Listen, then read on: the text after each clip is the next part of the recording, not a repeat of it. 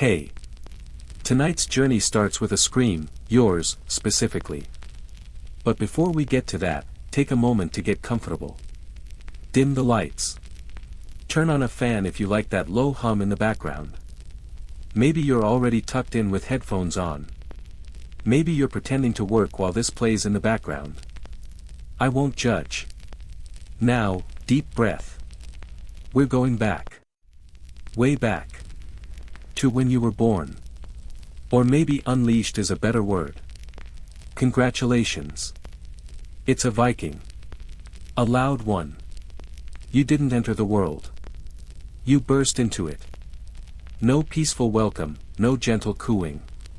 Just red-faced fury, fists clenched like tiny war hammers, lungs already functioning at battle horn setting. The midwife said she's delivered 37 babies in her life. None like you. You howled for 7 straight minutes. Took a breath. Then howled some more, just to remind everyone who was in charge now. The village priest stepped forward to offer a blessing. You bit him. Twice. He still has the scar. He shows it off at gatherings. Says, that was the day I met destiny. And it drooled on me. Your mother, pale and exhausted, looked at you and muttered, oh no. Your father nodded and said, look strong. Strong was an understatement. You were a tiny hurricane in swaddling cloth. From day one, you were different. Other Viking babies cried when hungry, then settled down. You cried for reasons no one could figure out. Sometimes at walls. Sometimes at your own hands. Sometimes just for the drama of it. You glared at shadows like they owed you money. The family goat avoided the longhouse entirely whenever you were inside. Even the fire crackled quieter when you were awake. It learned.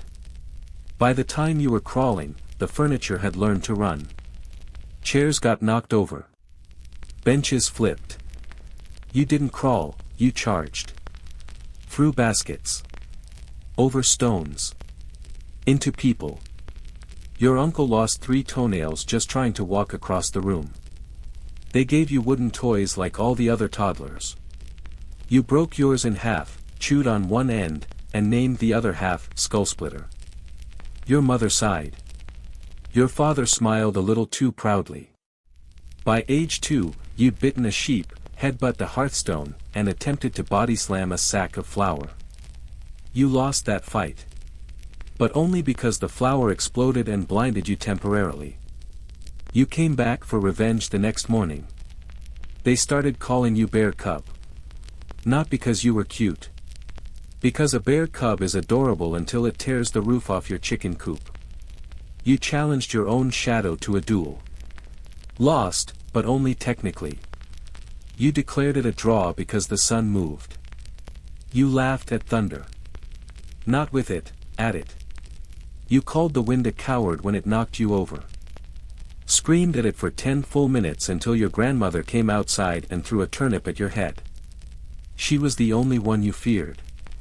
She said you had fire in the blood. The village shaman disagreed. Said it might just be too much meat in the womb. No one really knew. All they knew was, you were not like the others. Other children learned rope knotting. You tied your own shirt to a duck and called it armor. They learned to count. You learned to count wounds. They helped carry water. You once tried to spear the bucket because it looked at you funny. You weren't mean. Just intense. You had a passion for chaos. One time, your cousin tried to hug you. You hugged back, with a running tackle. He woke up under a cart. Another time, you took apart a spinning wheel because the sound annoyed you. You then used the pieces to build a small tower and declared it a temple. To what? No one knows. You said, the spirit of screaming. By age 4, the village had questions. The blacksmith stopped letting you near the forge after you borrowed tongs to chase a raven. The raven won. You didn't care. You claimed it was a scouting mission. The baker wouldn't let you in his hut. Said something about the flower incident, which, to be fair, wasn't your fault entirely. The barrel started it. You once bit a drinking horn. Not the person holding it, just the horn. No one knows why.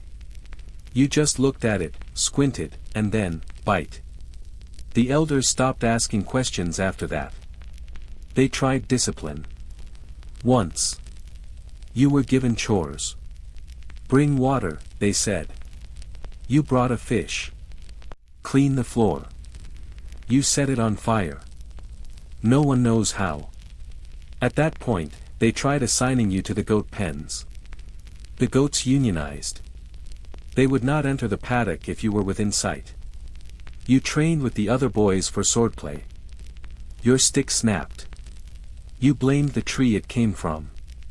Challenged it to a rematch. It rained that night. You called that a victory. Still, you weren't cruel. Just, uniquely aggressive. You gave your weapons names like Toothbreaker and Sorrow on a Stick. You drew faces on stones and carried them like war trophies. You slept on the floor by choice, claiming beds were weak. You made friends with a crow that sat near your window. You named it Battle Dad. You talked to it every morning. It never responded. You respected that. Your father began to worry. Your mother began to knit you small helmets. They never fit. Your head was always too angry. By the time you turned 5, the village had stopped trying to change you. You weren't raised. You happened. And when the shaman looked into the fire one night, he said, "He's not meant for nets or plows. He's meant for storms." Your grandmother just rolled her eyes and muttered, "He's meant to break things." The village council gathered. They debated for an entire evening while you, outside, attempted to fight a tree stump that looked at you the wrong way. And finally, the chief said it. The words that would shape your path forever. Send him to the Berserkers. So. You've been sent to the Berserkers. That's not something Viking children normally aspire to. It's not like becoming a blacksmith, or a shipwright, or someone who throws axes recreationally. This isn't summer camp. There's no Berserking 101 with a gentle introduction and a welcome hug. There's no welcome at all. Your father dropped you off with a sack of dried fish, a wooden spoon, and a pat on the head. He said, "Try not to bite anyone." Then he got back on the cart and left. Fast. The Berserker camp isn't marked on any map. Mostly because it keeps moving. It lives where the trees are thicker, where wolves hesitate to howl, where the moss grows on all 4 sides of a tree, just to be safe. You arrived just after sunset. The air smelled like smoke, pine sap, and something that might have been cooked squirrel. Probably wasn't. Hopefully wasn't. The first thing you saw wasn't a man. It was a pair of glowing eyes in the shadows. Then a voice, low, rough, amused. "You the one who bit a goat?" You nodded. The eyes blinked. Then laughed. "Welcome to the family." They called themselves, the Iron Howl. A band of warriors known less for strategy and more for volume. They didn't wear armor. They didn't carry shields. They carried scars and stories, and neither was ever clean. Each one of them looked like they were part man, part something else, bear, wolf, smoke, regret. Your first lesson began before you even got a bed. "Dig a hole," one said. You asked, "Why?" He replied, "To sleep in." You blinked. Then nodded. By morning, your hole had collapsed. Twice. You slept inside it anyway, like an angry mole wrapped in bear hide. Day 1 of training began with a punch. To your chest. No warning, no explanation. Just a fist the size of your entire torso. You hit the ground like a sack of potatoes mid-tantrum. The man, whose name turned out to be Bor the Broken, stood over you and growled, "Lesson 1, flinch and your food." You didn't flinch. Mostly because you were unconscious for a few seconds. When you came to, you bit his shin. He laughed so hard he pulled a muscle. The Iron Howl believed in three things: pain, mushrooms, and yelling. Pain was for toughening the body. Mushrooms were for something no one really knew. Yelling was for everything else. They yelled when they trained. They yelled when they ate. They yelled when they slept. Yes, some snored in battle cries. You fit right in. Except that, you didn't learn. Not the way they expected. You didn't memorize forms. You invented them. They'd show you a basic swing.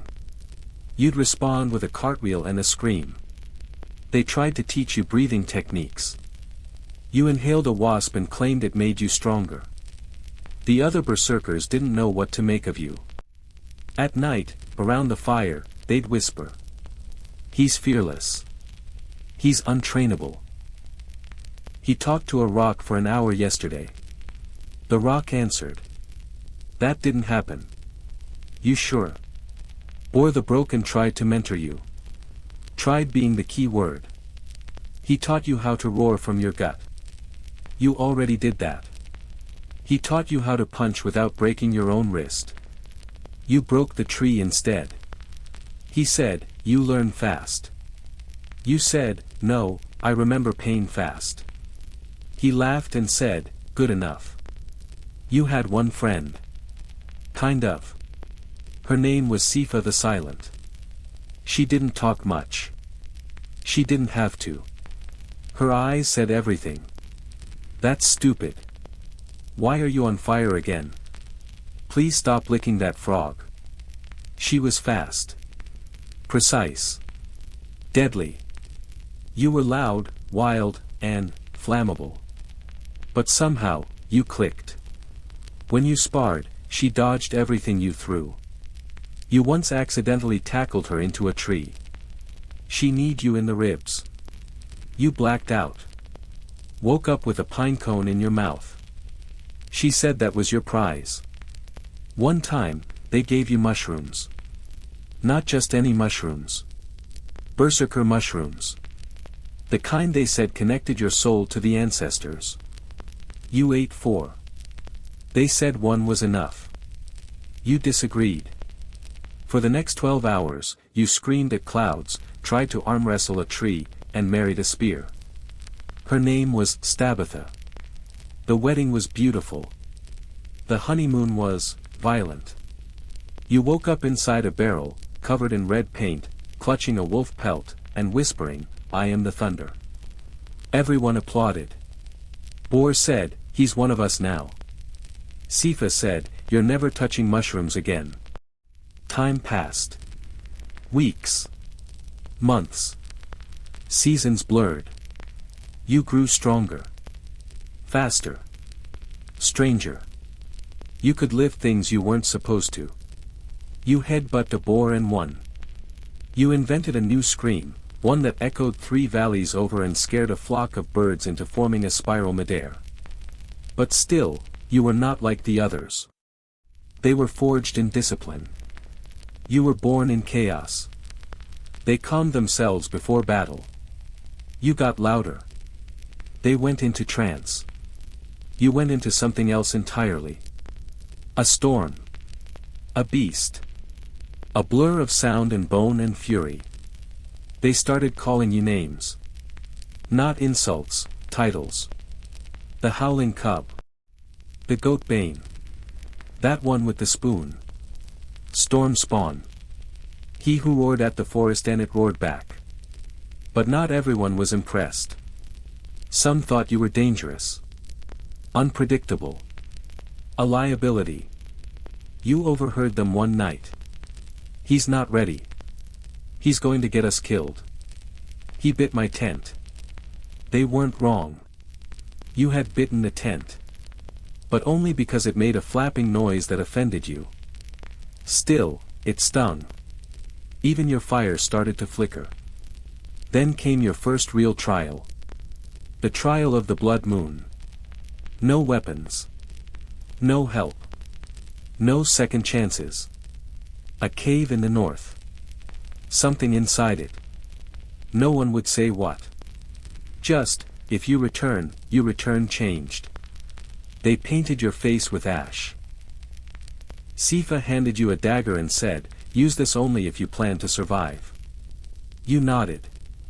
Took the dagger. Walked into the dark. You were 11 years old. You didn't ask for the trial. You didn't protest, either. When the chieftain called your name, there was no ceremony, no encouragement, no dramatic music playing in the background, just a long stare, a nod, and a painted finger pointing toward the north. The cave wasn't marked on any map, wasn't spoken of in the open, and no one had returned from it without either a scar or a permanent limp. Some hadn't returned at all. You knew the stories. Everyone did. That didn't stop you from stepping forward. They painted your face with soot and crushed berries, drew lines down your arms to mimic lightning bolts, and wrapped a strip of rawhide around your wrist. No armor. No torch. Just a bone-handled dagger and whatever courage or madness you'd already been born with. You didn't say goodbye. You didn't look back. Not because you were brave, but because you were afraid that if you did, someone might try to stop you, and deep down, you knew you wouldn't resist. The forest was quiet that day. Not peacefully quiet. Unnaturally quiet. No birds, no whine through the pine trees, not even the whisper of snow underfoot. Just silence. The kind that hangs too heavy. The kind that feels like something is watching but pretending not to. You walked for hours. Then for hours more. Your breath left frost on your lips, your toes lost sensation somewhere around the second hill, and by the time the sun began to sink, you were no longer walking with purpose, you were just walking because stopping felt like giving in. And you weren't ready to give in. Not yet. The cave appeared like a mouth torn into the earth. It didn't sit peacefully in the hillside. It split the land like a wound, raw and waiting. The entrance was rimmed with frost, its breath colder than the air outside, and inside, nothing. Not a flicker of movement, not a sound, not even the echo of your own heartbeat. You stepped in without hesitation. But you felt it. The weight of the place. Like stepping into the chest of a beast mid-slumber, hoping it wouldn't wake up before you figured out what to do next. Inside, the darkness wasn't just visual, it was physical. It pressed against you. Thick. Wet. Breathing. Your fingers grazed the walls, rough stone laced with veins of something colder than ice. You moved forward slowly, unsure of your footing, unsure of your thoughts, unsure of whether this was a trial of strength or just a slow, ceremonial death that everyone had agreed not to talk about. Somewhere deep in the cave, you began to hear it. Not a growl. Not a roar. But a rhythm. A slow, deliberate thump. Like a heartbeat. Like a drum. Like the pulse of something ancient and very, very aware of you. You paused, unsure if it was your mind or the mushrooms or something far worse. You whispered to yourself. Not out of fear, but because silence had become unbearable. I am the storm, you said. I am the storm. And for a moment, it felt like the darkness whispered back, we'll see.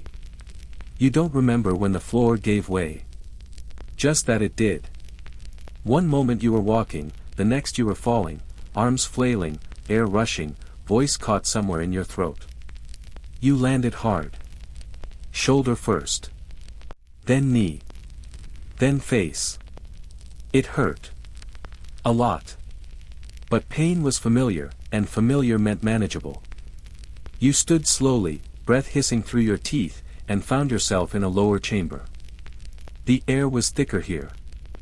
Stale, like the breath of something sleeping for far too long. You couldn't see much, but you could feel it, movement, faint and slow, like something massive shifting in the dark. You drew your dagger. That was when the eyes opened. They weren't human. They weren't even animal. They were too wide. Too distant. Two orbs of pale blue light, set far apart, too far for any natural skull. They blinked slowly, not startled by your presence, not curious, just observing. As if this moment had happened before, many times, and it always ended the same way. You didn't move. You couldn't. Your muscles froze, not from cold, but from recognition. You were looking at something older than fire. Older than fear. You didn't know what it was, but part of you did. Somewhere in the back of your skull, the ancient part, the part that remembers when humans still ran from shadows and begged trees for safety, that part remembered. Then it moved. Not fast. Not loud.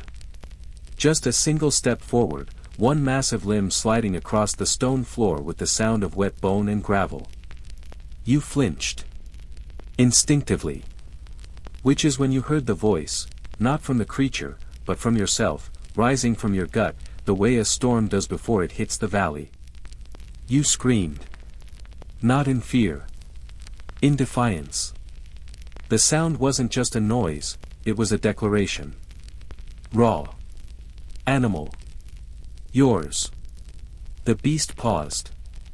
You screamed again, louder. This time you stepped forward. Blade shaking in your hand, legs trembling, chest heaving, but forward nonetheless. The eyes narrowed. The cave trembled. Dust fell from the ceiling like ash. But nothing else happened. Until it turned. Slowly. Silently. And disappeared into the stone. Gone. As if it had never been there. You stood there, panting, chest aching, fingers gripping the dagger like it owed you blood. You didn't move for a long time. When you did, you didn't walk back. You ran. Not out of fear. Not this time. Out of momentum. Out of something new. Something building inside you, something hot and wild and wordless. You didn't stop running until the cave spat you out into the cold air of the hills. The night sky above you was blinding. Stars everywhere, blinking in quiet judgment. But you didn't care. You were alive. You'd made it. More importantly, you were different. You didn't feel braver. You felt heavier. Like something had been poured into your chest and sealed shut. You didn't speak when you returned to camp. No one asked what you saw. No one dared. They just looked at you, looked at your face, your eyes, your posture, and they knew. The shaman bowed. Or the broken smiled. Sifa stared for a long time, then simply said, "Took you long enough." You didn't answer. You were still shaking. Not with fear. With power. There's a moment after surviving something that should have killed you where the world doesn't feel real anymore. Food tastes different. Sounds echo longer. The air sits heavier in your lungs. When you returned from the cave, no one threw you a feast. There was no banner, no songs, no celebratory slaps on the back. The Berserkers don't operate on approval. You weren't congratulated.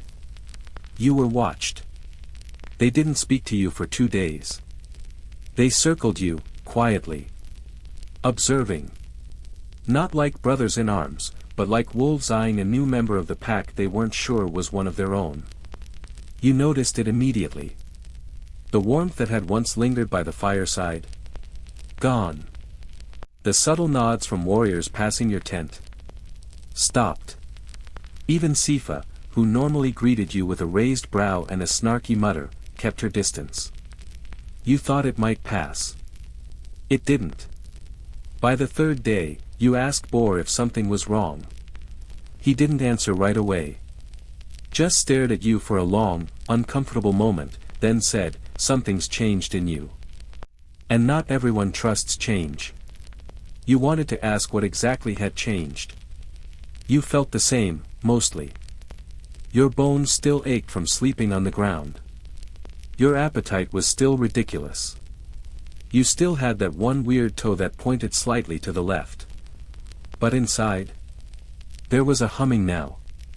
A low, Constant thrum that hadn't been there before. Like a war drum behind your ribs. Not loud enough to distract you, but always there. A beat you couldn't turn off.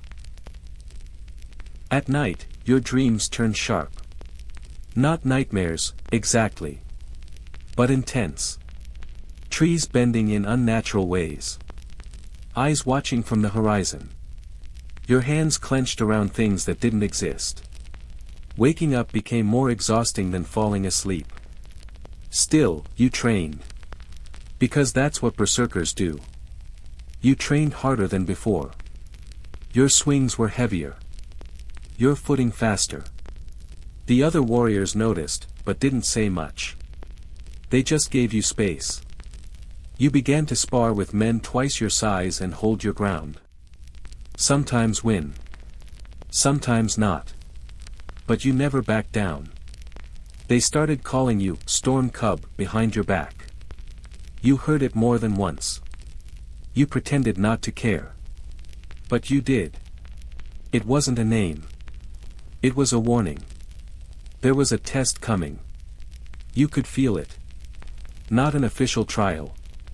No elders with painted faces or ceremonial tasks. Just that unspoken tension that builds when people expect something bad to happen and are quietly placing bets on when. You didn't know what form it would take, only that it would arrive. Soon. It came faster than expected. One of the younger berserkers, a boy named Eric, wiry and fast, known more for his mouth than his fists, challenged you during dinner. Said you brought something back from the cave that didn't belong in a warrior. Said it made you twitchy. Dangerous. Said maybe they should have left you in the dark to finish the transformation. You didn't answer right away. Not because you didn't want to. But because you didn't know if you were the one who would. The thrum inside you got louder. You stood. Quietly. No scream. No flex. Just, stood. Everyone around the fire went silent. Eric smiled. Too wide. Too cocky. See, he said. That twitch. That thing. You're not one of us anymore. And maybe he was right. Maybe you weren't. But in that moment, you weren't trying to prove you belonged. You were trying to make the drumming stop. The fight wasn't fair. Not because you were better trained. Not because Eric was smaller. But because the moment he lunged, something else took over. Your body moved, fast and fluid, like you'd practiced the exchange 100 times, but you hadn't. Not awake, anyway. You dodged low, slammed your shoulder into his ribs, spun him midair like a sack of turnips, and pinned him to the dirt. Hard. Too hard. The silence that followed wasn't awe. It was concern. You didn't realize your hand was still around his throat until Sifa pulled you off with a sharp kick to the back of your leg. You dropped him like a sack of grain and took 2 staggering steps backward, heart racing, not from exertion, but from confusion. You hadn't felt angry. You hadn't felt anything. And that terrified you. Eric gasped on the ground, wheezing, but not broken. Not dead. Lucky. You didn't apologize. Not because you were proud, but because you weren't sure who was supposed to apologize. You. Or the storm. Boar came to you that night. Sat beside your fire without speaking for a long time. Then he pulled out a strip of leather and tossed it toward you. You picked it up. Looked at the runes carved into it. Balance before fury. That was all it said. Wear it when you train, Boar said. If you can't control the storm, it will drown everything around you. Including you. You nodded. Tied the strip to your wrist. It didn't silence the hum inside you, but it slowed it down. Just enough to think. Just enough to breathe. Over the next season, you changed. But this time, it wasn't a transformation you couldn't name. It was deliberate. Earned. Sculpted. You trained alone most mornings. Practicing stillness. Movement without noise. Rage without release. You learn to hold the scream inside your chest like a coiled rope, tightly wound, carefully hidden, only used when needed. And when you did use it, gods help anyone in your path. You became fast. Efficient. Less wild. But not soft. Never soft. You began to build something between you and the others again, not friendship, not trust, but understanding. They didn't cheer when you passed. But they nodded. They met your eyes. They let you spar without stepping aside. Even Sifa stopped pretending she wasn't watching you. She gave you a new nickname one morning while sharpening her blade. Stormblood, she said. Sounds better than, hey, Feral One. You grunted. She smiled. That was all either of you needed. One night, Bor told you something strange. Being a berserker isn't about being angry, he said, it's about being ready. Rage is fuel, but it's not the wheel. Control the wheel, and you go where you choose. Let the rage drive, and eventually, you crash. You didn't answer. But the next day, you carved those words into a flat stone and left it outside your tent. No one said anything about it. But they noticed. By the time the next winter came, you were no longer a student. You weren't exactly a leader, either. Berserkers don't do hierarchies. But when the fires burned low, and the snow crept close, and something rustled too loudly in the trees, it was your name they called. You were 14. Still small by some standards. Still learning. But inside you, the storm was no longer wild. It waited. The morning they came for you, the sky was already red. Not sunrise red. Not poetic, rosy blush kind of red. Blood red. The kind that hangs low in the clouds and makes the crows circle like they know something you don't. You weren't told what was happening at first. No horn, no drums, no grand announcement from the chieftain. Just a grunt from Bor, a leather-wrapped axe tossed at your feet, and the kind of silence that makes your bones feel tight inside your skin. It was your first real war raid. Not a skirmish. Not a sparring match. A full-scale ride into someone else's territory with the intent to destroy whatever was standing, breathing, or just looking at you funny. The berserkers don't do diplomacy. They do fire. The ride was quiet. No jokes. No chanting. Just the crunch of hooves over frozen dirt, the creak of leather armor, the occasional sharp breath when someone's nerves got the better of them. You sat between Sifa and a man named Ragni, who was missing 3 fingers and a piece of his nose. He grinned at you once. You didn't smile back. He nodded like he expected that. Ahead of you, Bor rode like a statue.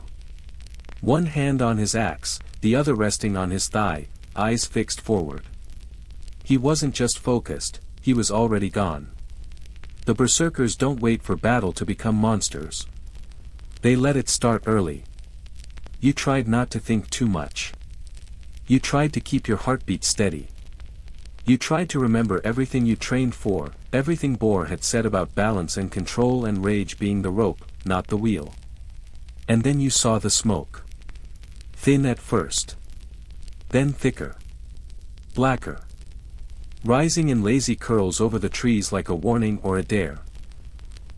The village was close.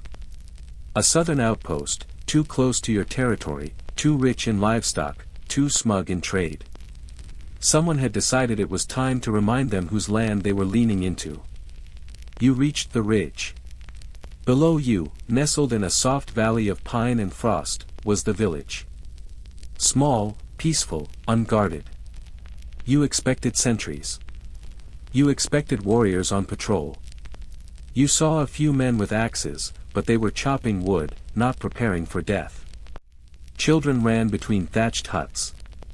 A woman stirred a pot over an open fire. That was the moment your stomach shifted. This didn't look like an enemy. It looked like home. Like people. You felt your fingers tighten around the axe. You looked to Boar.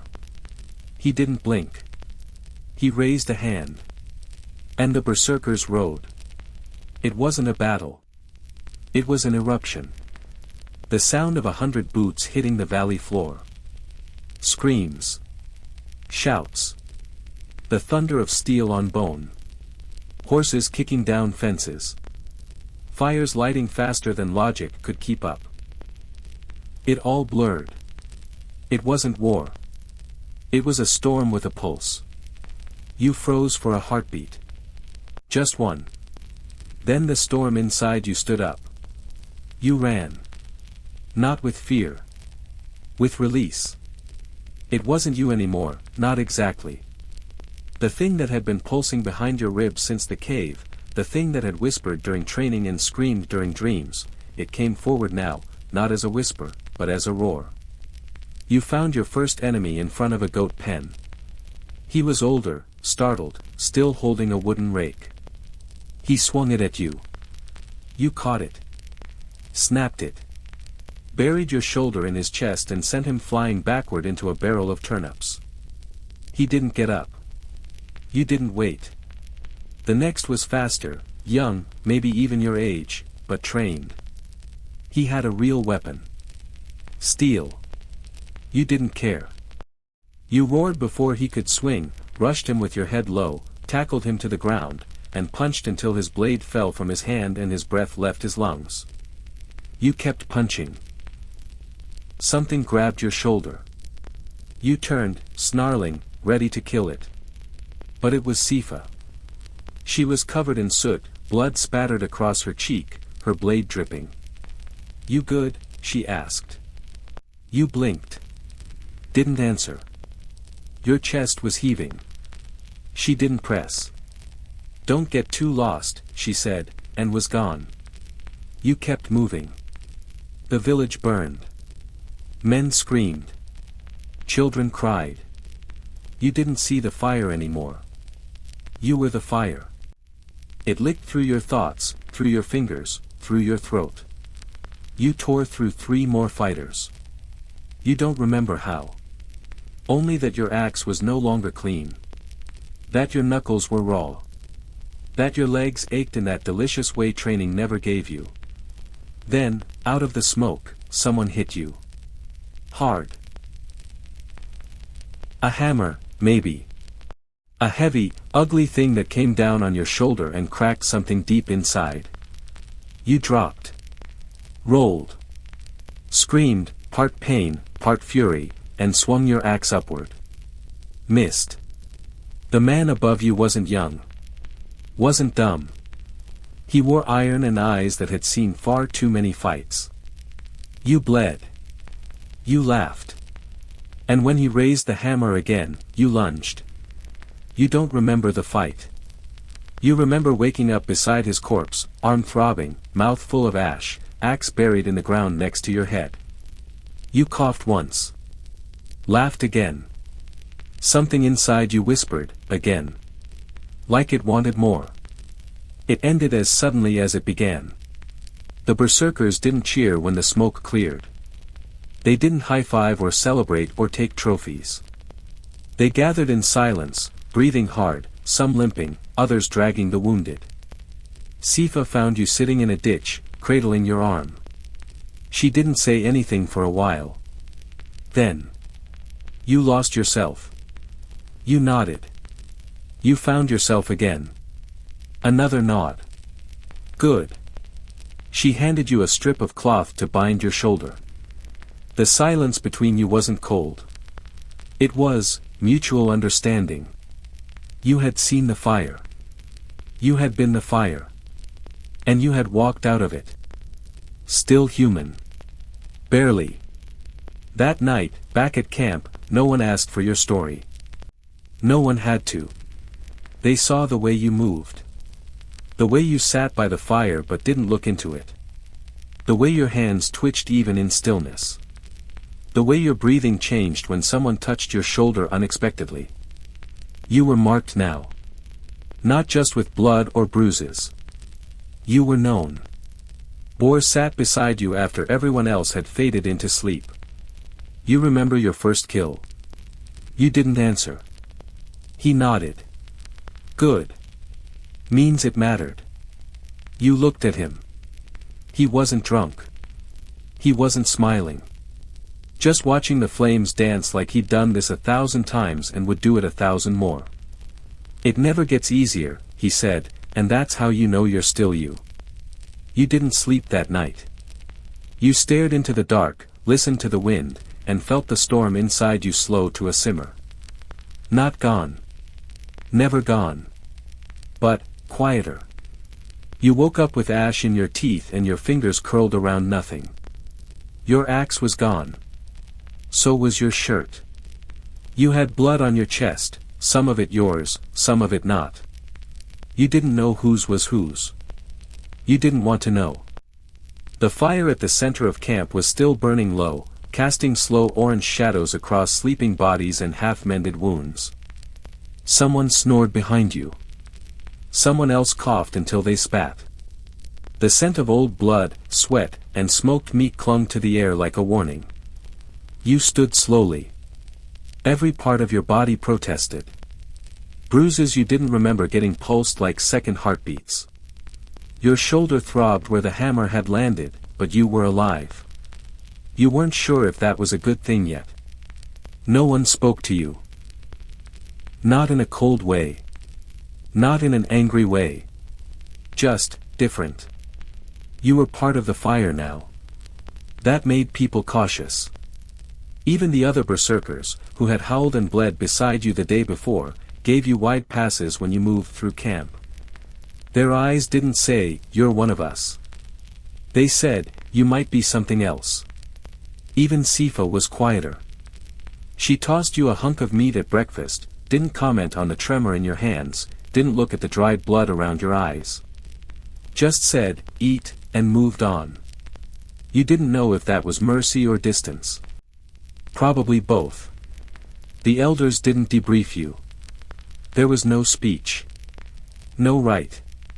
No, how do you feel now that you've killed a man? Because they already knew the answer. No one feels anything right after war. That part comes later. When the bandages start peeling. When the screaming stops. When your hands are still shaking and there's no sword to blame for it. That's when the questions start. You didn't talk about it. You couldn't. Because the words didn't feel real yet. The first nightmare came 2 nights later. You were running. No, chasing. Something just ahead of you, something bleeding. Your feet pounded the dirt like drums. You were screaming, but the sound wasn't coming out of your mouth, it was coming from the earth. From the trees. From the axe in your hand. And then suddenly, the thing turned. It had your face. You woke up choking on air, hand clutched tight to your own throat, like trying to pull something out of your windpipe that wasn't there. Sifa sat nearby, sharpening her blade in the dark. She didn't look over. You made noise, she said softly. You couldn't speak. Next time, she added, breathe first. Fight later. You weren't the only one having trouble. Ragni, the 3-fingered berserker who'd ridden next to you, stopped eating. Sat in silence. Spent hours staring into the trees like they owed him an answer. Boar tried to talk to him. It didn't help. Eventually, Ragni packed his things, walked into the woods, and didn't come back. No one followed. No one asked. That's the berserker way. If the storm takes you, it takes you. No dragging you back out. Others drank more. Argued more. Slept less. Sifa trained harder. Fought with a precision that turned dangerous. You sparred once, and she cut your arm just below the shoulder without even blinking. You didn't block fast enough. That hesitation will get you killed, she said. It was you, you answered. She shrugged. Exactly. Your hands didn't feel like yours anymore. Too strong. Too fast. Too stained. You tried carving again, something you used to do when the weather was bad and your mind needed quiet. Just small figures, wolves, ships, spears. This time, though, the figures came out wrong. Harsh. Angry.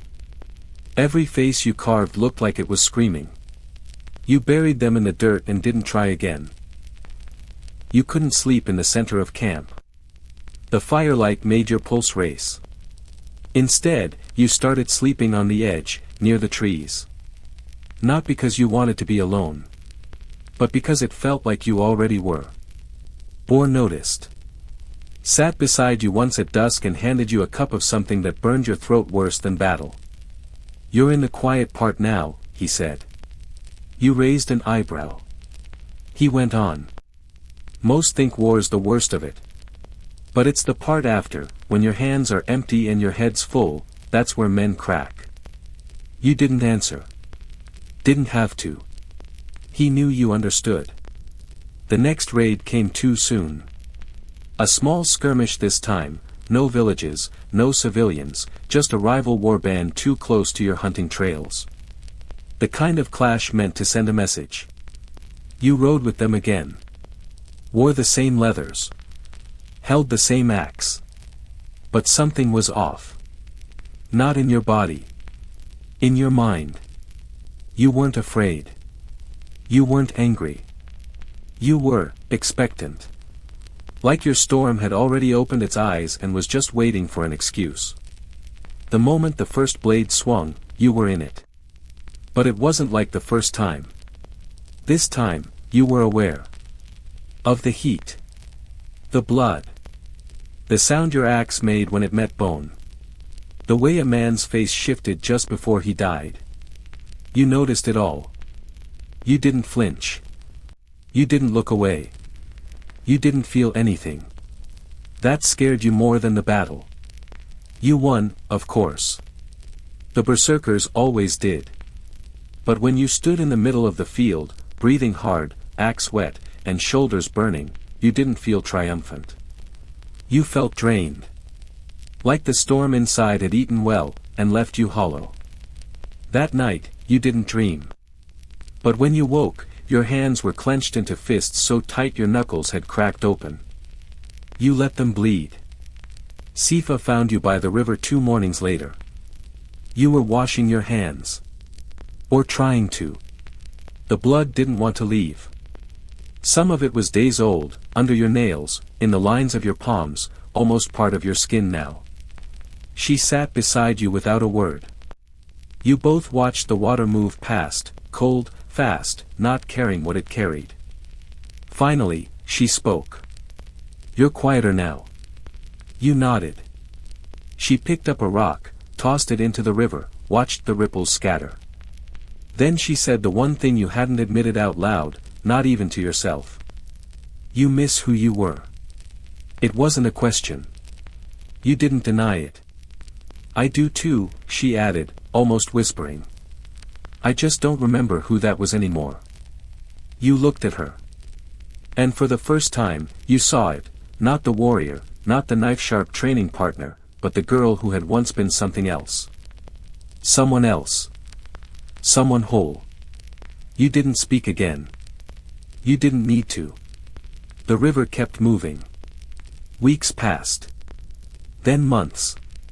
The raids didn't stop. The battles didn't soften. The blood didn't wash out. But you adapted. You weren't healing. You were hardening. And even that scared you. Because every time you returned, every time you came back from a field or a burning hut or a duel that ended with someone else lying still in the dirt, the storm inside you got quieter. Not because it was gone. But because it had settled in. It didn't need to scream anymore. It belonged now. It starts with silence. Not around you, inside you. That hum in your chest, the one that once felt like a war drum. It fades. Not all at once. Not with ceremony. Just slowly, quietly, until you realize it's been gone for a while.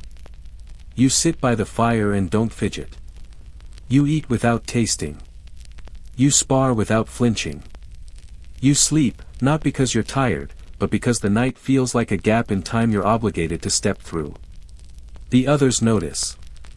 Sifa stops trying to provoke you. Bors stops giving advice. The young berserkers, the ones who used to eye you with curiosity or awe, now look at you like a statue someone once feared, but no longer fully understands. It's not respect anymore. It's distance. Because when the storm goes quiet, what's left behind? You're not sure. The worst part is how efficient you've become. There's no hesitation now. When a raid is called, you don't ask who or why. You just sharpen your axe, check your boots, tighten your wrist wrap, and go. You fight like water, smooth, fast, cold. You kill not with fury, but with purpose. Clean, brutal, exact. No wasted movement. No unnecessary screams. No flash in your eyes. The others cheer after battle. You nod. They drink and joke. You clean your blade. They relive the fight blow by blow. You stare into the fire like it might return something to you. It doesn't. One night, you're sent on a lone errand. A nearby trading post, neutral territory, just far enough from the Berserker lands to warrant quiet footsteps and calm voices. You're told to deliver a message. Nothing violent. Nothing dramatic. Just a leather scroll, sealed in wax. You ride alone. The trail is soft. Moss-covered.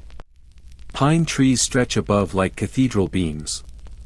Somewhere far off, a stream whispers through the dark. It should feel peaceful. It doesn't. You pass a pair of hunters. They nod. You nod back. They smell the berserker on you, see it in the way you move, the way your hand never fully leaves your belt. They say nothing. They step aside. Fear follows you now. Like a scent. Like smoke on your shoulders. When you reach the trading post, a boy opens the gate. Maybe 12. Maybe younger.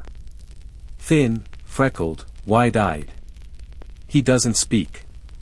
Just stares. You realize your hand is clenched. Not in readiness. Just, habit. The boy blinks. You force a smile. It feels like someone else's face. He flinches anyway. That night, you sleep under the stars, not far from the post. The fire is small, the ground cold. You dream again. Only this time, you're not chasing anyone. This time, you're being chased. By yourself. You wake up sweating. Fists tight. Breathing shallow. You stare up at the stars, and for the first time in months, the storm whispers. Who are you now? You don't have an answer. You return to camp. But something follows you. Not a presence. Not a threat. Just, wait. You feel it in your shoulders. In your back. In the long stares of your comrades, who now speak softer around you, like noise might set you off. Even Sifa measures her words. Not out of fear, but out of understanding. She's seen it too. The shift. The hollowing. She says nothing. But she watches. Like she's waiting to see if you come back to yourself, or vanish entirely. Bor finally says what no one else has. It's late. A quiet evening. The campfire crackles like it's unsure whether to live or die. He sits beside you. You haven't spoken to him in days. Not really. You think you're losing yourself, he says. You don't answer. He continues anyway. You're not. You look at him. He doesn't look back. You lost yourself a while ago, he says. Now you're just noticing. You flinch, barely. He sighs. It's normal. Every real berserker hits this point. After enough kills, enough nights staring into the fire wondering what it's all for, something shifts. The question isn't if it happens. It's what you do after it does. Still, you don't speak. You're not sure your voice is ready.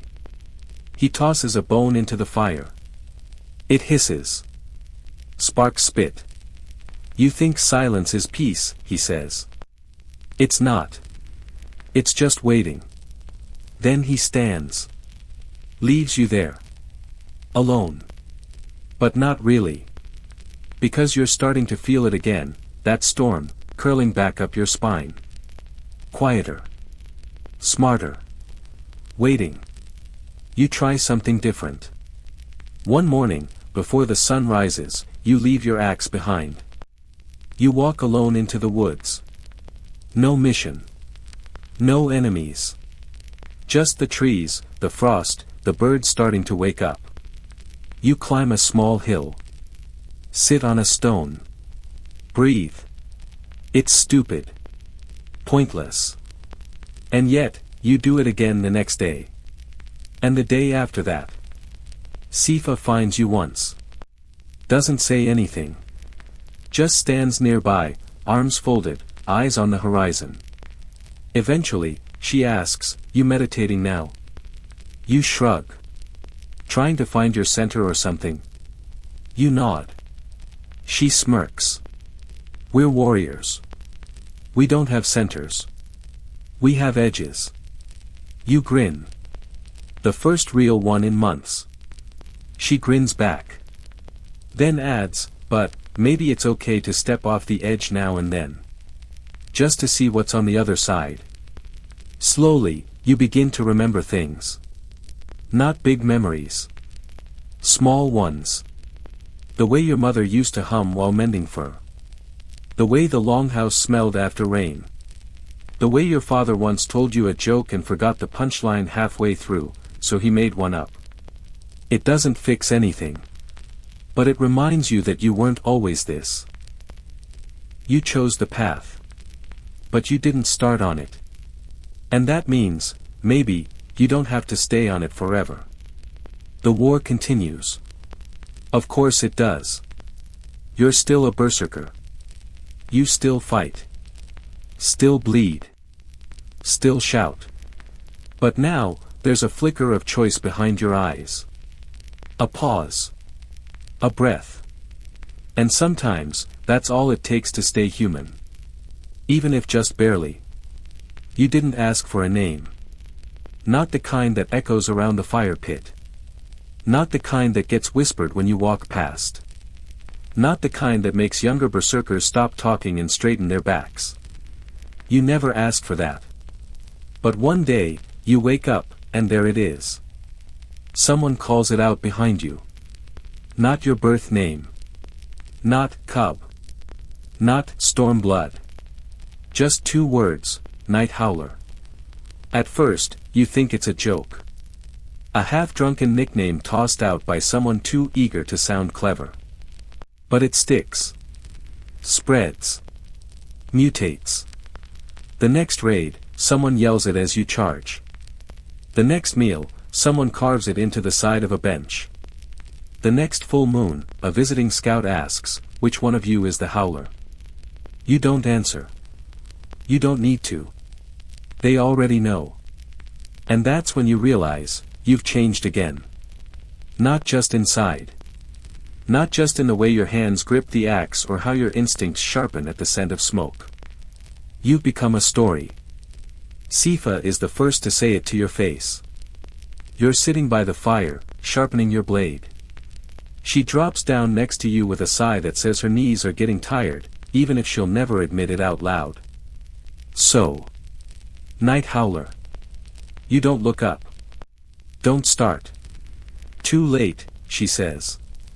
You've got a nickname now. A real one. That means you're officially scary. You snort. I've always been scary. She grins. Now you're marketable. You glare. She shrugs. I'm just saying, she adds, only two kinds of berserkers get names, the dead ones, and the ones who live long enough to become myths. So which are you trying to be? You don't answer. Because you don't know. The name changes how people treat you. Not your old circle. Not Sifa. Not Boar. But the younger ones. The new recruits. The camp followers. They look at you like you're a carved stone idol brought to life. They ask fewer questions. They speak quieter when you're around. Some even make gestures, small, nervous signs of protection, when you walk past. One morning, you find a carved bone charm outside your tent. It's a wolf, howling, with a blood-red bead tied through its eye. No one admits to leaving it. You keep it anyway. Because part of you, kind of likes it. But with the name comes the pressure. You're expected to be first into the fight now. Expected to bleed without complaint. Expected to kill with precision and fury and absolutely no hesitation. And most of the time, you do. But one day, during a minor raid on a border camp, something strange happens. You're clearing the west edge of a storehouse, fast and clean, just like always. You hear a rustle. Turn. See movement. You swing. Then freeze. The figure isn't an enemy. It's a boy. Maybe 10. Maybe less. Wide eyes. Holding a stick like it might save him. He doesn't scream. He just waits. You could end him. Fast. Clean. But you don't. Instead, you lower your axe. Someone sees you do it. Later, around the fire, someone mutters. Storm's getting soft. You don't respond. But that night, you sit by yourself, staring at the bone charm. The wolf. The bead in its eye. And you wonder, what kind of monster hesitates? Then, a softer thought. What kind of man doesn't? Boar finds you the next morning. He doesn't say much. Just hands you a rag and points to your armor, still caked in dried blood. You let one go, he says finally. You nod. No point lying. You thinking of changing your name now? You don't answer. He sighs. They won't understand it. They're not supposed to. But I do. He crouches beside you, voice low. Night Howler isn't a name they gave you because you kill. They gave it to you because you survived. That scream of yours, back in your first war, it shook people. It said, I'm here, and I'm not leaving. That's what they remember. He pauses. Then adds. You don't have to roar every time. Sometimes the real storm is the one that doesn't hit. Then he leaves. You sit with that for a long time. The next raid, something shifts. You fight, as always. But this time, it's measured. You don't lose control. You don't let the storm run you. You wield it. Like a blade. You still scream. Still charge. Still tear through the front lines like you're part wolf, part fire. But you're thinking. Choosing. Holding the leash of the beast inside instead of letting it pull you into the dark. Afterward, you're not the one gasping for air or wiping blood from your eyes. You're already clean. Already sharpening your blade again. Sifa watches you. Later, she walks by and says, that was new. You shrug. She nods. I like it. You almost smile. The name doesn't go away. But now, it doesn't feel like something hanging over you. It feels like something you carry. You are the Night Howler. But not because you scream. Because you know when not to. And that, strangely enough, is what makes you terrifying. The others see it. The way you don't flinch. The way you wait for the exact moment. The way you step into battle like it's a conversation you've already had in your head 100 times. Even the chieftain, who rarely speaks to anyone outside the elders, gives you a nod one night. Just a nod. But from him, it might as well be a crown. But you don't get comfort from it. You still wake some nights and sit up with your heart pounding. You still dream of old battles, old screams, old questions. But the voice in your head is quieter now. Not gone. Never gone. Just watching. Waiting. Like a storm on the horizon. And you're no longer afraid of it. You're just aware. You know what it can do. And now, more importantly, you know what it can't. You never asked for a name. Not the kind that spreads like a rumor, not the kind that sticks even when you try to ignore it. But one morning, just as the mist was lifting off the camp, someone behind you said it, low, like they weren't sure it was safe to say out loud, Night Howler. You didn't turn around. You didn't respond. You assumed it was a joke, some throwaway insult. But by the next raid, you heard it again. Then again. By the time you returned to camp with blood on your hands and a long tear down your left arm guard, someone had carved it into the old oak by the mess tent, clean, deep, and permanent. You were no longer just you. You were becoming a story. The name didn't arrive with fanfare. No elder bestowed it. No ritual declared it. It just showed up. Like smoke after fire. Like frost after breath. Some kid you didn't recognize whispered it when you walked by. A few of the older warriors started using it in training drills. Night Howler, take left flank. Night Howler, show them how it's done. You didn't correct them. You didn't embrace it either. But the name followed you like a second shadow. And it changed how people looked at you, not with admiration, not exactly. More like reverence. Or maybe caution. Like you weren't quite human anymore. Sifa was the first one to say it to your face without a smirk. You were both sitting near the edge of camp, sharpening weapons under a dull evening sky. She didn't look up as she spoke, just said it casually, like it was something you'd already accepted. So. Night Howler.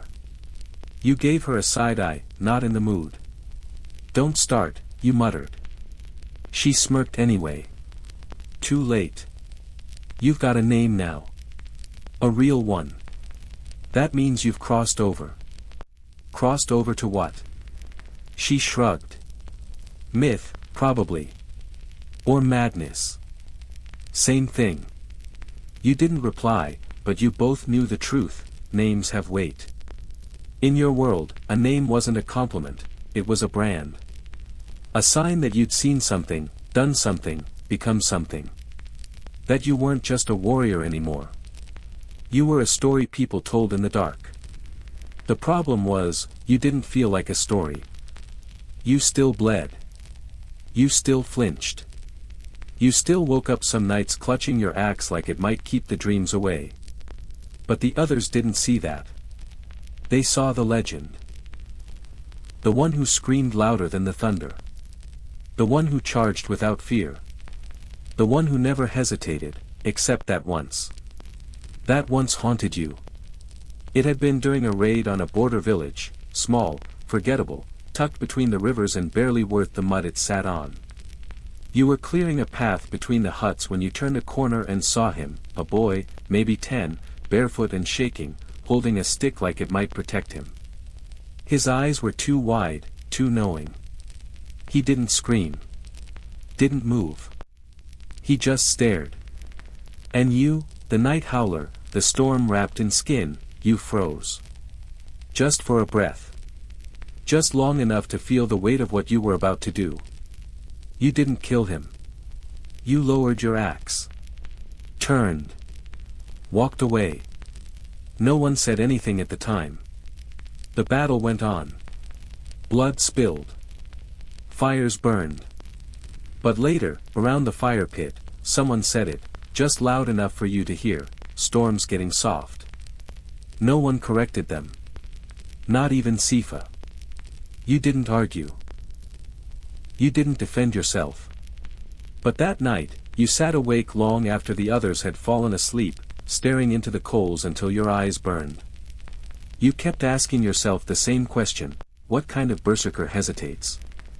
But a quieter voice, one you barely recognized anymore, whispered back, what kind of man doesn't? The next morning, Or approached you while you were scrubbing blood from your bracers in the river. He crouched beside you without saying anything for a while. Then he pulled a bone charm from his belt, old, cracked, carved with what looked like a wolf howling at the moon. He held it out to you. They gave you a name, he said. Might as well wear it. You looked at the charm, then at him. I didn't earn it. He raised a brow. Didn't you? You wanted to argue.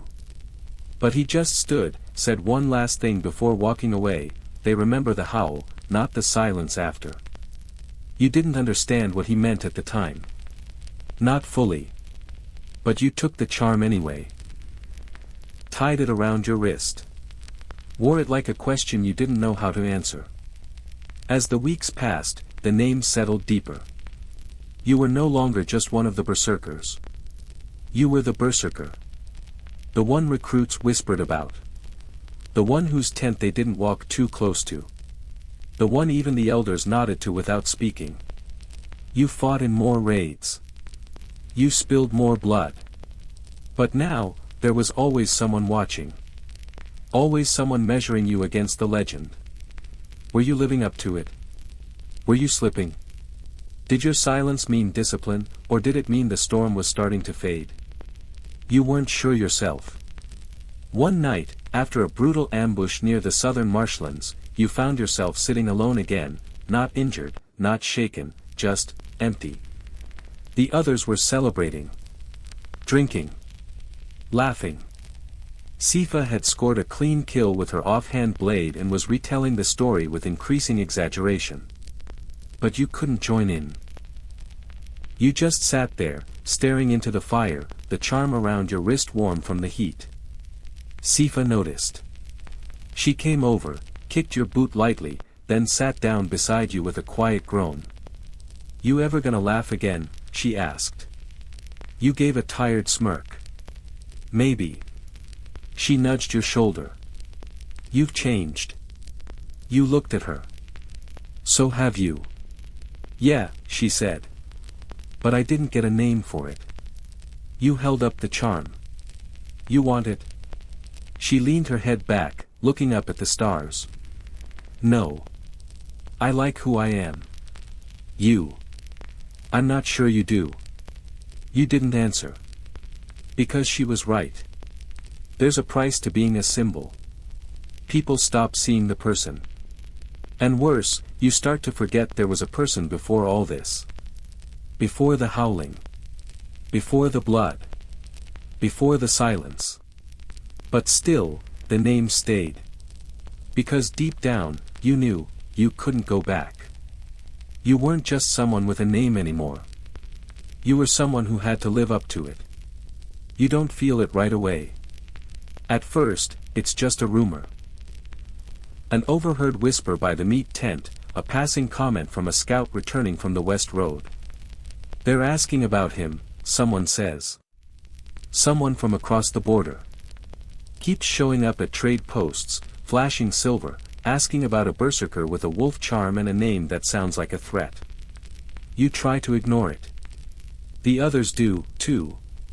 Names always attract attention, and your name now travels faster than your horse ever could. But this doesn't feel like ordinary attention. It feels heavier. Focused. Sharp around the edges. Then comes the letter. You find it tucked beneath your sleeping roll after a long, bitter rainstorm. No signature. Just a strip of birch bark wrapped in twine, scrawled in angry, precise runes. I know what you did. I remember the fire. That's it. No threats. No demands. Just that. But it's enough. Because you do remember the fire. You remember the village. Southern outpost. Too bold, too close. A place no one was supposed to leave standing. You remember the chaos, the smoke, the bodies. You remember kicking open a door and meeting a woman's eyes for half a second before your axe moved on. You told yourself she wasn't your target. She wasn't holding a weapon. She wasn't even screaming.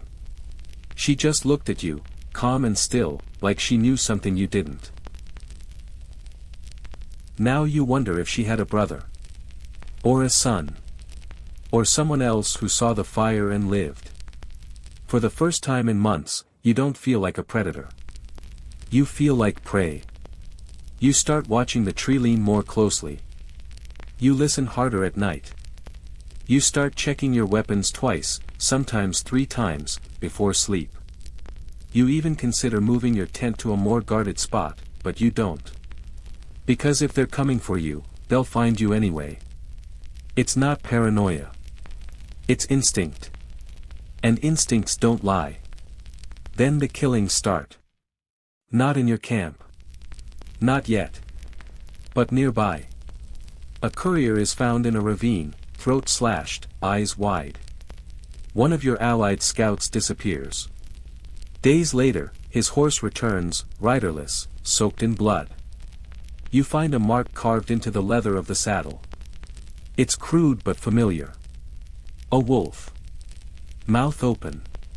Howling. You don't sleep much after that. Sifa notices. She doesn't say anything at first. Just watches you during training, watches how your eyes linger on the edges of the trees, how you turn your back a little slower, how your fingers hover near your blade even when there's no danger in sight. You expecting someone? She asks one morning, sharp and quiet. Maybe, you say. That letter? You nod. She cracks her knuckles and shrugs. Let me know when they show. I've been bored. You want to smile, but you don't. Because she doesn't understand. Not yet. This isn't a war party. It's not a drunken rival looking to prove something. This is personal. This is a blade meant for your throat and your throat alone. Then comes the fire. Your patrol is ambushed on a narrow woodland trail. Just 4 of you. You're the only one who survives. It starts with a snapping branch, followed by a whistling arrow that catches the man behind you square in the neck. He doesn't even scream. Just drops.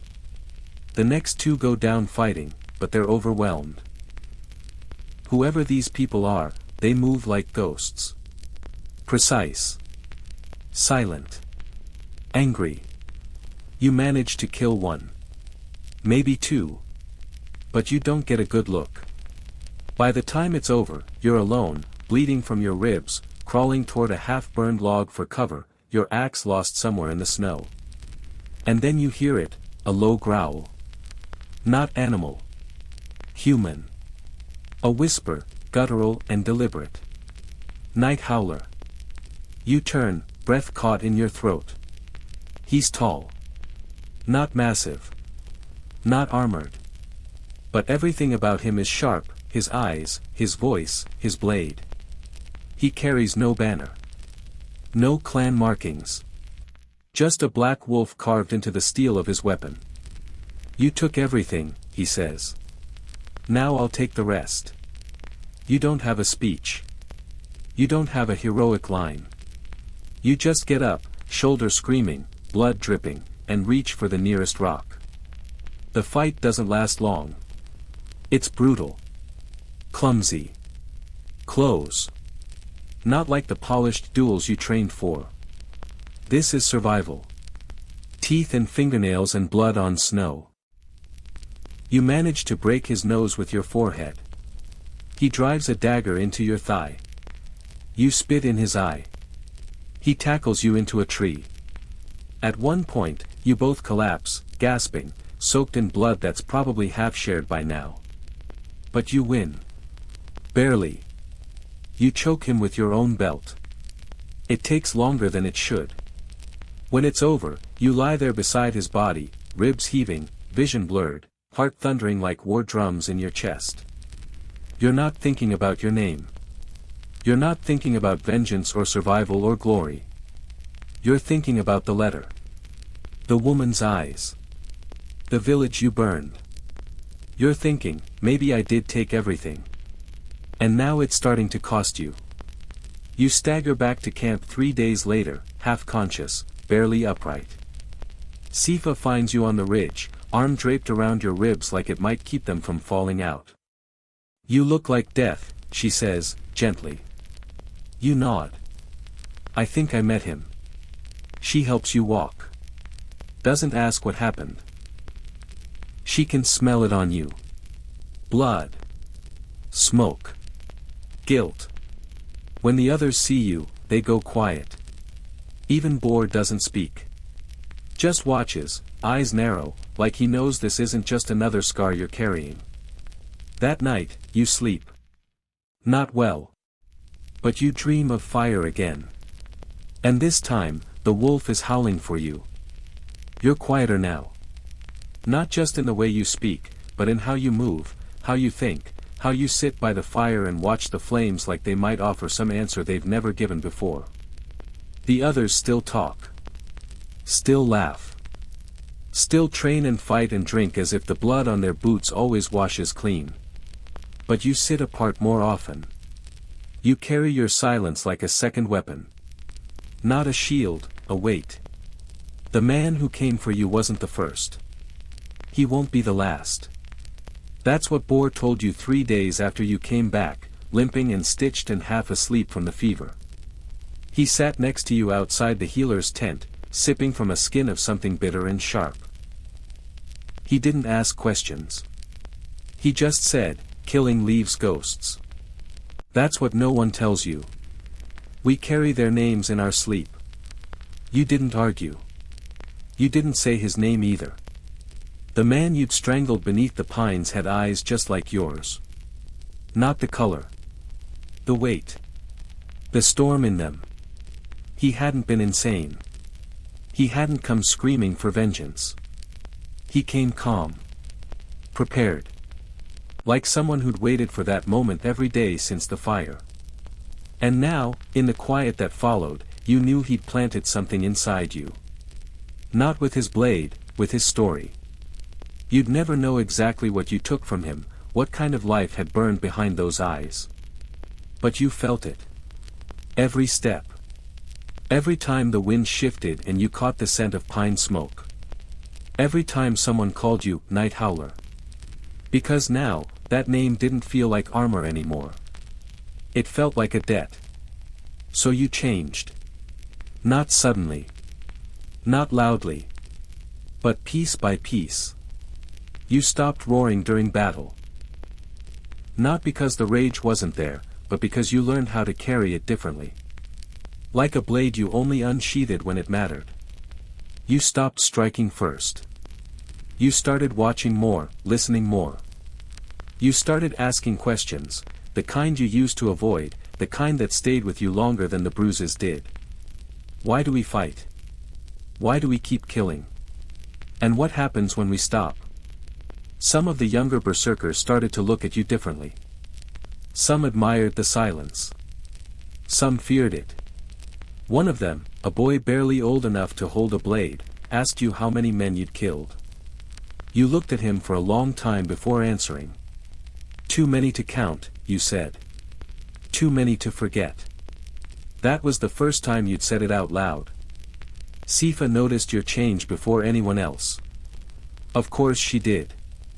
She'd always been the mirror to your fire.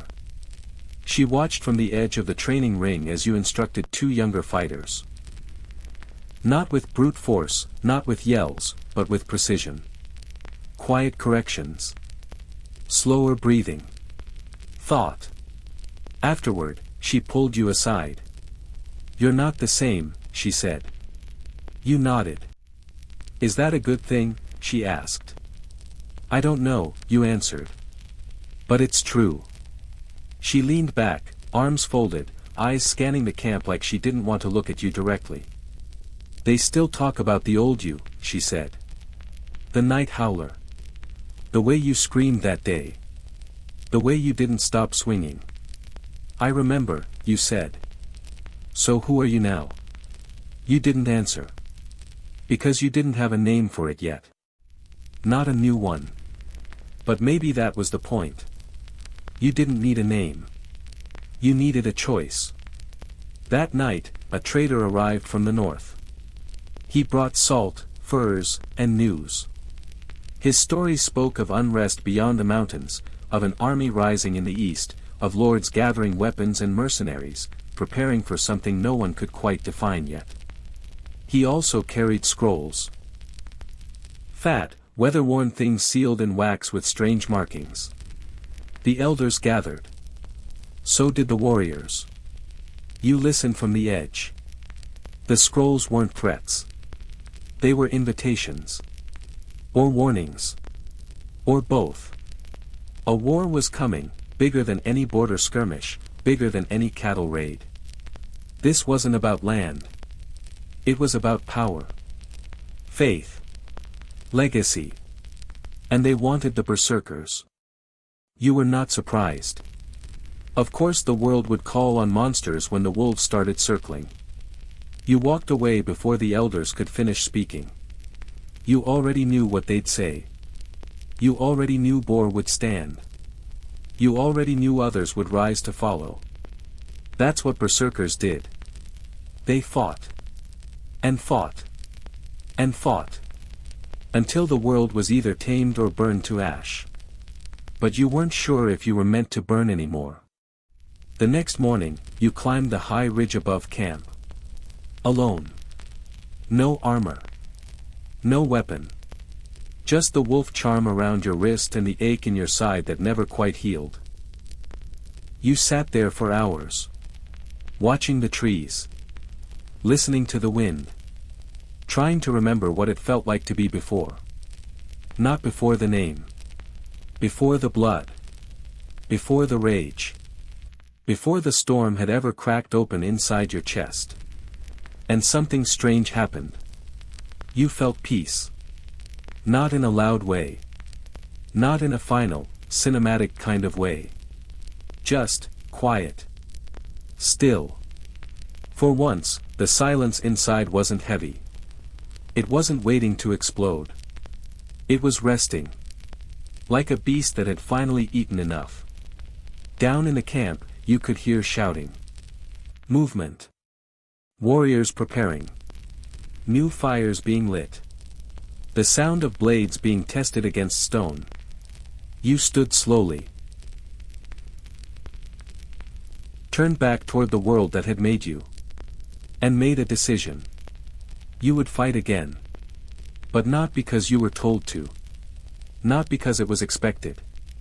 And not because the night howler needed another story. You'd fight for honor now. Not in the way the bards used the word, not for pride or reputation or some shallow form of glory. You'd fight because someone had to stop the fire before it swallowed everything. Because somewhere out there, another boy was watching the smoke rise. And maybe, just maybe, you could stop him from becoming what you did. You picked up your axe. It felt different in your hand. Not lighter. Not heavier. Just, earned. The air shifted before the war drums ever sounded. You could feel it in the ground, not a rumble, not yet, but a tension, like the earth itself was holding its breath. The wind blew colder, sharper, even when the sun shone. Ravens gathered in pairs, too quiet, too watchful. The elders stopped joking around the fire. The scouts returned faster than usual, eyes low, voices clipped. Something was coming. And this time, it wasn't a raid. It wasn't a skirmish. It wasn't a border squabble over a few goats and a stolen axe. This was war. Not the berserker kind, not fast, loud, brutal, over by sundown. This was different. This had scale. Strategy. Purpose. And behind it, a force you didn't know yet. But you could feel it. Like thunder too far off to hear, but close enough that the trees start leaning toward it. You stood at the edge of camp and watched the sky for signs. There were none, of course. Just clouds. Just wind. But something in your bones whispered, this is the big one. Boar called for a gathering. Not a casual one, not the kind where he grunted from his tent and let everyone wander in late. This one had formality. structure, and silence. When you arrived, the other berserkers were already seated. Even the youngest ones had gone quiet. Weapons rested across laps. No one smiled. No one leaned. It felt like a funeral, but no one was dead yet. Bor stood in the center, arms folded. Behind him, pinned to a tree, was a rough sketch of a fortress, tall walls, reinforced gates, river on one side, open fields on the other. He didn't waste time. "This is Roldervik," he said. "Eastern stronghold. It holds 1,000 men. Maybe more. Our allies call it a threat. Our enemies call it a symbol." He paused. "We're going to burn it." No one spoke, but a few shoulders straightened. Bor continued, voice flat. "This is not a raid. This is not a message. This is a hammer strike meant to shatter everything they're building. And they know it's coming. Which means they'll be ready." You could feel it, the shift in the room. A ripple of anticipation, fear, maybe even excitement. Berserkers don't back away from hard fights. But this was something else. "Every clan sending warriors," Bor said. "But we're the tip of the spear. We go in first. We break the gate. We let the rest through." He looked directly at you. "And if the Night Howler is half the legend they say, we're not going to fail." You didn't flinch. You didn't look away. But in that moment, the wolf charm on your wrist felt heavier than iron. Later that night, you sat alone beneath the hanging pines, far from the campfire noise. You could hear laughter, distant and hollow. Someone was sharpening a sword on a rock. Someone else was arguing about who had better footwork in the last fight. But none of it reached you. Sifa appeared beside you without warning. "You going to say something?" she asked. "No. Want me to say something?" "Not really." She sat anyway. "You remember when all we cared about was getting our first kill," she said, after a long pause. You nodded. "We were stupid." "Yeah." The silence between you was familiar now. Comfortable, even. She leaned back, looked at the stars. "You're going first," she said. "Not a question. Just a fact." You didn't respond. "And the rest of us," she added, "we're going in behind you. Which means if you fall, we fall harder." You turned toward her. "I won't fall." She smirked. "I know. That's what scares me." She stood and walked away without saying goodbye. Just a nod. That night, you dreamed of gates. Not the ones you'd break, the ones that wouldn't open again once you passed through them. You woke before dawn. Didn't go back to sleep. Preparations began at sunrise. Armor was checked and rechecked. Supplies packed. Rituals performed, some loud, some quiet. One of the older berserkers smeared blood across his face and wept. No one asked why. A boy sharpened his spear too much and snapped the tip clean off. He sat and stared at the broken weapon for half an hour, then started over without a word. You moved through the camp like a shadow. Not giving orders, not taking any. Just watching. Listening. Letting the storm build inside your ribs, slowly, deliberately. Not a roar, not yet. But pressure. You were done being a myth. You were going to be a weapon. And you were going to aim yourself. As the war party assembled, you saw Bor giving last words to a group of scouts. Sifa pulling on her gauntlets with quiet focus. A girl barely 17 was painting war marks across her cheeks, her hands shaking. You stepped beside her, took the paint, and finished the marks for her, steady, simple, clean. She didn't say anything. Just nodded, grateful. The march began before noon. No songs. No chants. Just footsteps. Hundreds of them. The trees swallowed you one by one, and the forest went quiet behind you. The journey to Roldavik took 3 days. Each one heavier than the last. You saw smoke on the horizon long before you saw the towers. You heard hammers, distant shouts, the grind of stone gates being reinforced. They were expecting you. You reached the last ridge the evening before the strike. Camped in silence. Ate in silence. Watched the sun dip below the tree line in silence. That night, Bor came to your tent. He didn't sit. Didn't smile. "I've seen you change," he said. You said nothing. At first I thought you were softening. But I was wrong. Still silence. "You're harder now," he said. "But smarter. Sharper. The kind of blade that doesn't need to swing twice." He stepped forward, lowered his voice. "Don't die tomorrow. Too many of them believe in you now."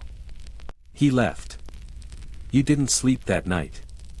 Because tomorrow, the storm would break. And you were the lightning. You're standing at the edge of history. Not in a hall, not on a throne, not with words carved into stone or songs sung by the drunk and the old, but here, in the mud. In the cold. Before a wall of fire and steel taller than anything you've faced before. This is Roldavik. A fortress that was never meant to fall. Its walls rise like cliffs. Its towers spit smoke into the morning sky. You can hear the garrison inside, soldiers marching, shouting, hammering steel against steel like war is a song and they're determined to get the rhythm right. Behind you, the army waits.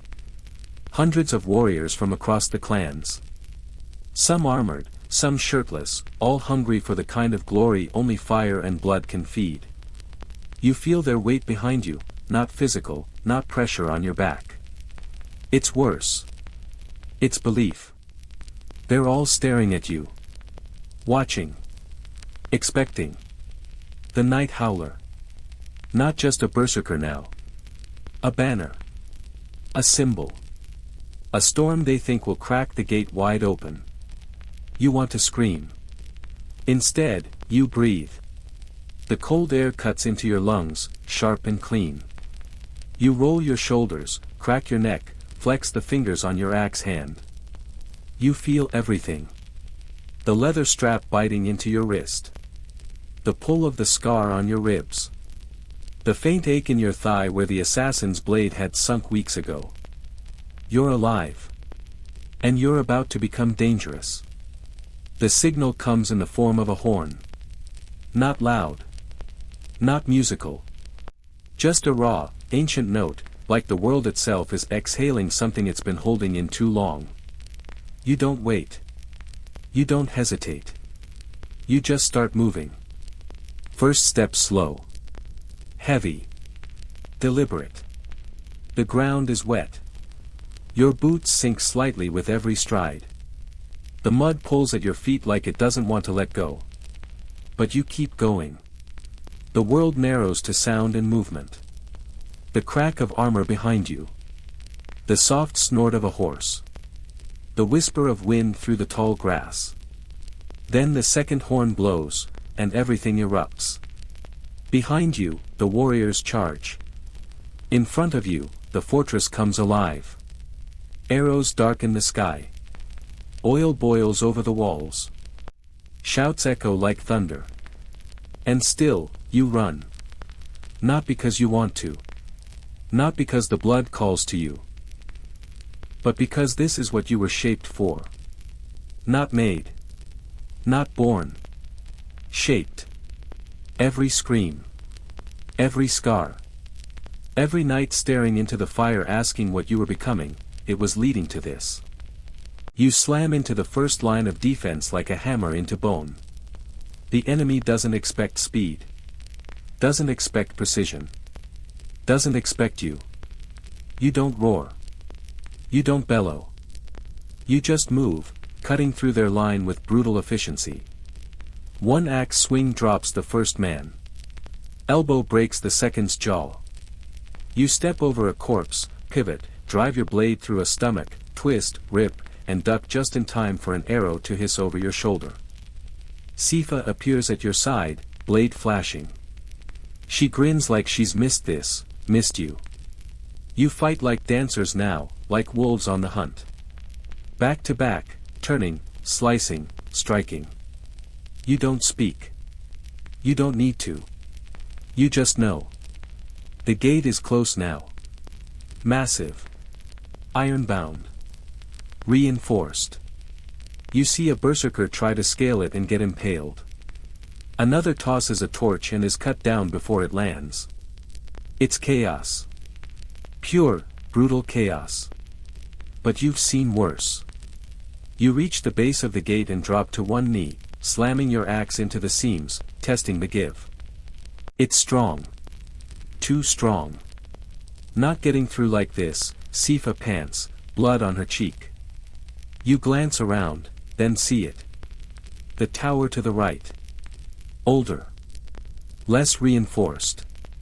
There's a side door, slightly ajar, likely forgotten in the rush. You point.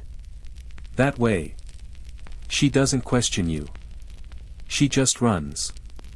You follow. Inside the tower, the world narrows. The sound changes. It's quieter, but not safe.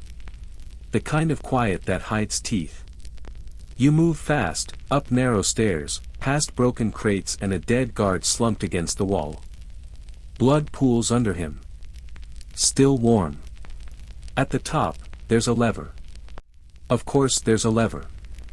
Rusted. Ancient. Connected by chains to the gate mechanism below. You brace. You pull. And the gate groans. Not open. Not yet. But weakened. Down below, the berserkers surge. You grab the lever again, and this time, with a roar building in your chest, you pull until something snaps. The chains rattle. The wood splinters. And the gate begins to fall. Screams rise on both sides, surprise, panic, triumph. The gate crashes open. And the real battle begins. They pour in like a tide. Warriors from every clan. Screaming. Singing. Dying. The fortress defenders scramble, but it's too late. You're already inside. And now you let go. You don't fight like a man anymore. You fight like the legend they whispered about.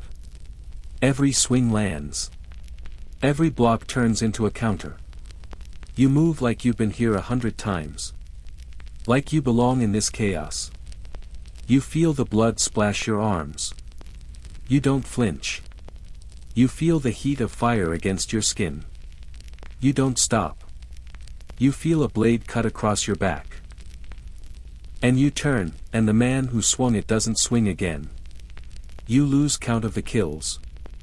You stop remembering names. Time collapses.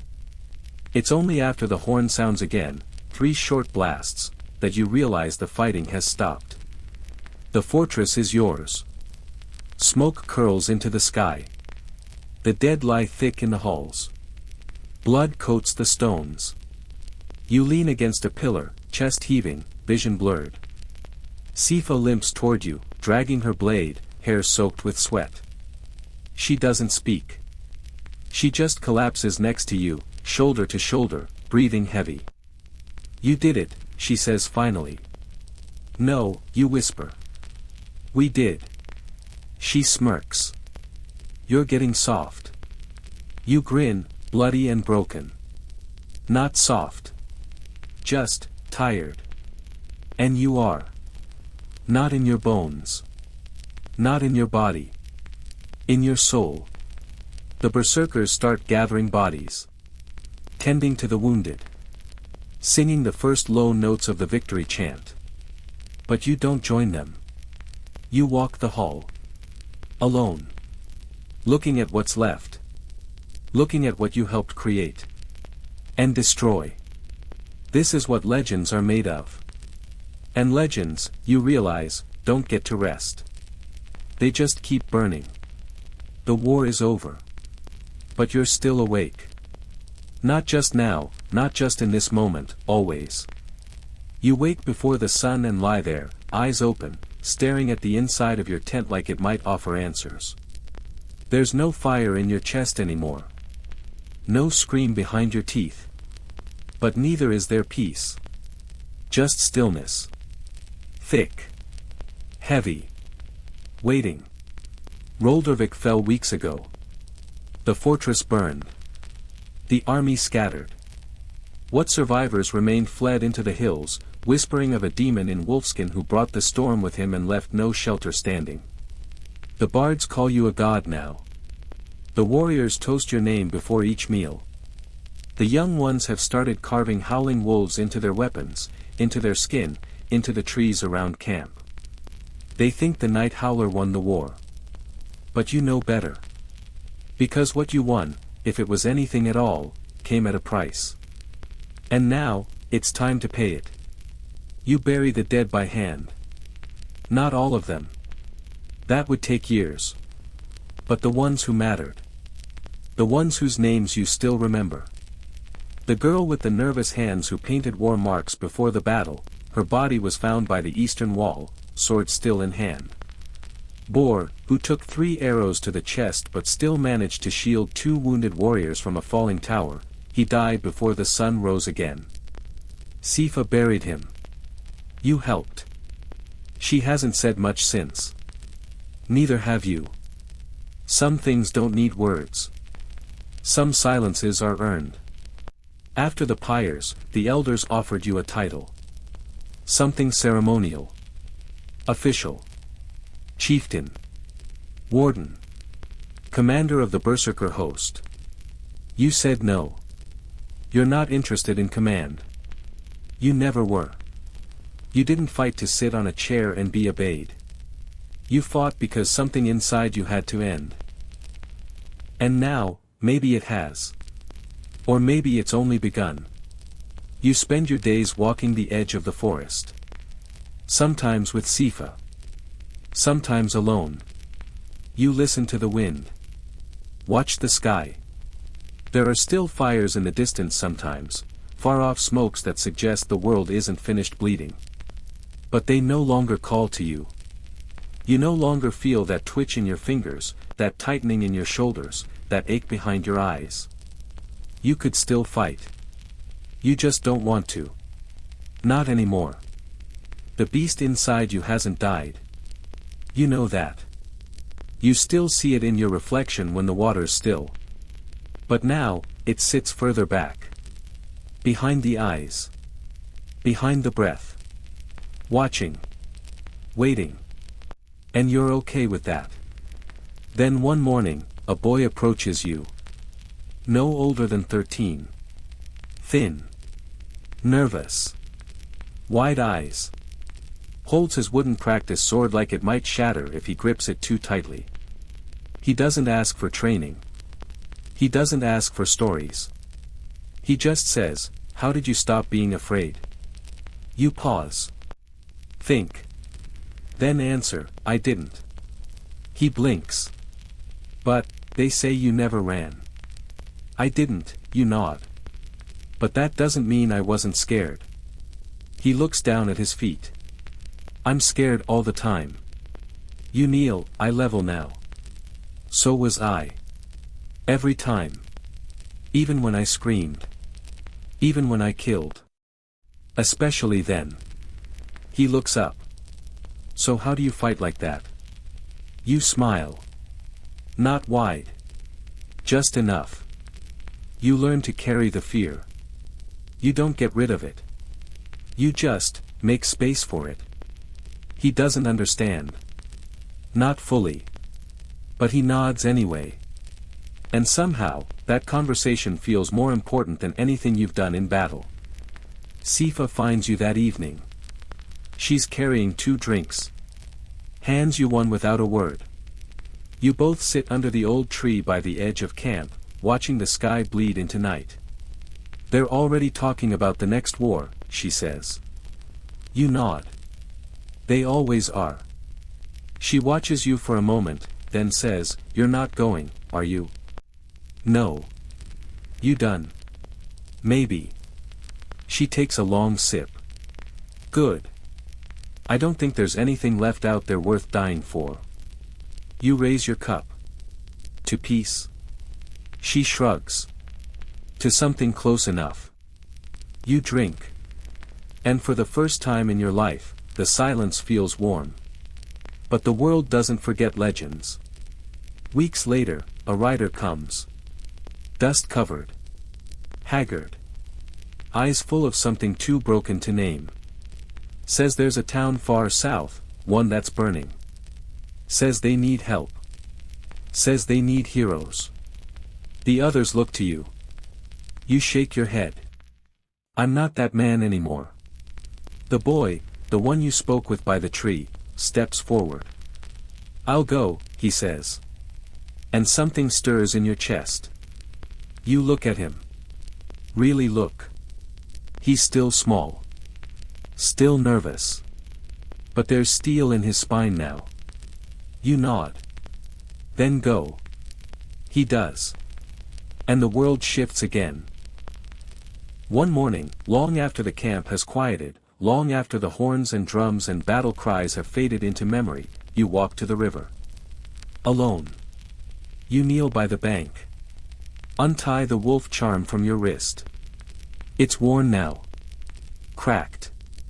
The bead in its eye has dulled. But it's still there. Still watching. You place it in the water.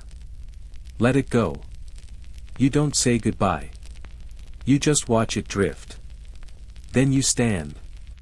And you walk. Not toward battle. Not toward glory.